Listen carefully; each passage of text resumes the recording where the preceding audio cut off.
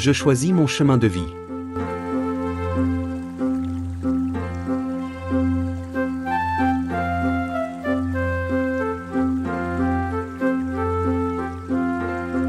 Bienvenue sur la chaîne des messages de Francis.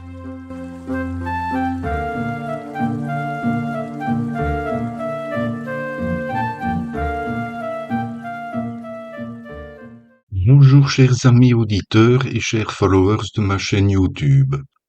Pour ce 20e épisode un peu différent que d'habitude, je vais aborder un sujet important de notre vie. Mais un sujet qui reste tabou pour certains. C'est celui de notre fin de vie. Il y a peu, j'avais écrit un article sur mon site à ce sujet, mais il m'a semblé opportun de le développer un peu plus pour vous. Voici ce que j'avais écrit. Comme lors de tout voyage, il y a un point qu'il faut anticiper et préparer, c'est celui de l'arrivée à destination. Mais est-on prêt à préparer la fin de son parcours de vie? C'est déjà quelque chose de faire un testament pour gérer nos avoirs après notre départ, mais qu'en est-il pour nous-mêmes? Je pense que c'est assez difficile de se dire que toute belle chose a une fin et d'envisager cela pour notre propre vie. J'ai cette chance d'assister à une série de réunions qui nous expliquent ce qu'administrativement nous sommes en droit de prévoir, mais finalement cela va beaucoup plus loin, car c'est notre fin de vie que nous envisageons tout simplement.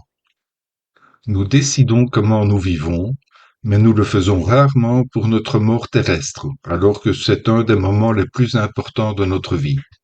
C'est vraiment la dernière fois que nous pouvons décider par et pour nous-mêmes ce que nous voulons pour clore un chapitre, tout en évitant à nos proches de devoir prendre des décisions douloureuses pour eux, sans savoir ce que nous voulions précisément, et pour nous aussi si rien n'a été préparé.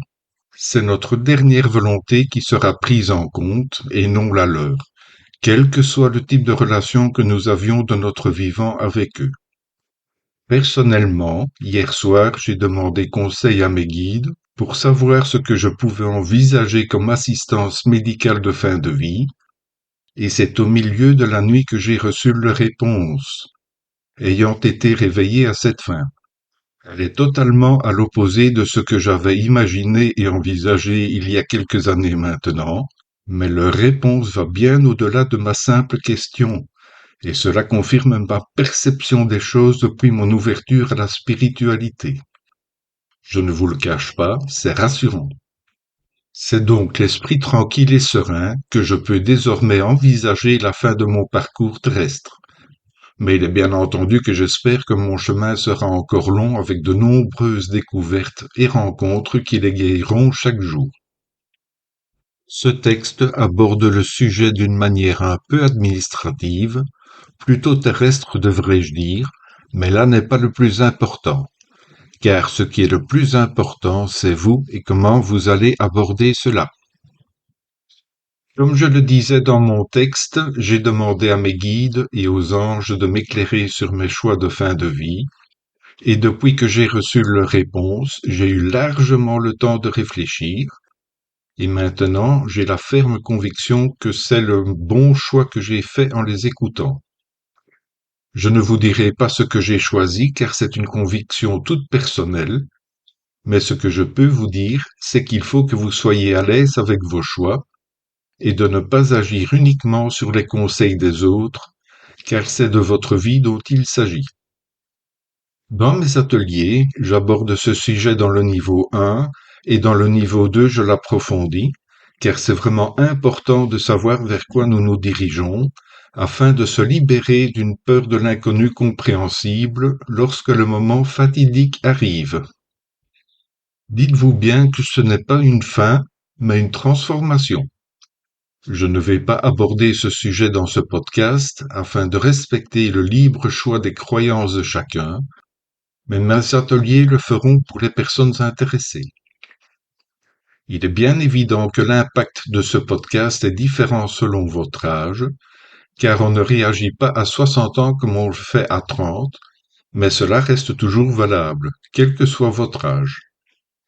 Ce que je peux vous dire, c'est que préparer ce voyage final est, Du moins pour moi, une magnifique chose, car cela répond à de nombreuses questions, et cela m'a enlevé toute angoisse de savoir si telle ou telle chose sera prête ou réglée, tant pour moi que pour mon entourage, car elle le sera. Mais le plus important reste toujours votre approche spirituelle ou religieuse, voire les deux, ou au contraire aucune des deux pour affronter ce passage. Être en paix avec soi-même, voilà le plus beau cadeau que vous pourrez vous faire. Merci mes amis pour votre écoute. N'hésitez pas à venir me rejoindre sur ma page en laissant un petit commentaire. Cela me fait toujours plaisir de vous lire et invitez vos amis à le faire aussi, car ensemble nous sommes plus forts. Prenez bien soin de vous et de ceux qui vous sont chers. C'était Francis de Je choisis mon chemin de vie. Je vous dis à très bientôt dans un nouvel épisode de podcast.